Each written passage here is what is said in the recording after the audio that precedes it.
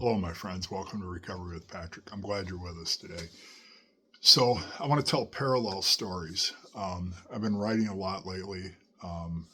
Pretty soon we'll have the stuff up on the website.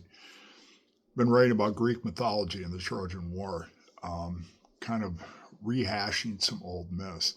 So, I'm going to say this name once and then I'm going to call him Phil. Phil Locketites, right?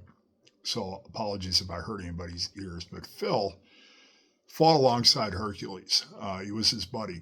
And when the great warrior, the great hero, was dying, he asked that Phil build his funeral pyre, and he did. And in return, Hercules gave him the great bow, right? And Phil was probably the only man who could actually draw this bow and draw it back. So Phil built the funeral pyre, and because of this, Hercules was able to ascend and become a god. And years later, the Trojan War, Phil was sailing with Odysseus, and they were going to go up to Troy, and they were going to fight in the war. They stopped at an island. Phil got bit by a poisonous snake. The wound became infected, swelled up, and it smelled really bad. In fact, it was so bad, none of the other sailors wanted him back on the ship. So they abandoned him. For years, they just left him. No food, no water. Here is this great warrior, and when he was of no use to them, he left them. So the Greeks were told by an oracle that they would not win the Trojan War without the bow of Achilles.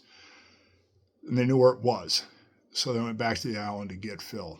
And at first, Phil refused. And then Phil said, okay, I'll go with you. But he wasn't happy about it, but he did it. To me, this is a story about forgiveness. And in the Trojan War, the Trojan horse gets all the headlines. It should. However, the bow of Achilles and Phil and his aim and the deadly arrows had more to do with winning the war than the Trojan horse did. And so they won the war. So to me, that story is about forgiveness, about being abandoned and being left and forgiving. I love that story. So there's a modern parable that I wrote about where a guy did service work, went to his meeting 3 or 4 times a week. Everybody knew him. He spoke, very popular. Then over time, old fears started creeping in. He stopped going less and less and less and pulled back a little bit more. Until at one point, he realized he hadn't been to a meeting in months. It's been months and months since he'd been to a meeting.